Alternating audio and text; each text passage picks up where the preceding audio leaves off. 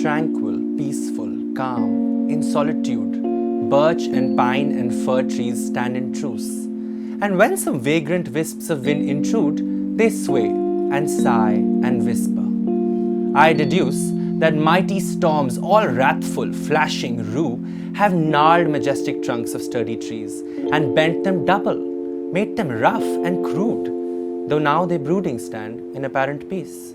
Love, when I met you first, the woody lanes were the same. These everlasting veterans are bedecked with beauty of some fitful peace and stand in silence, bearing aches and pains. But where are you? Your absence leaves a scar. What wrinkled, twisted, lifeless woods are these?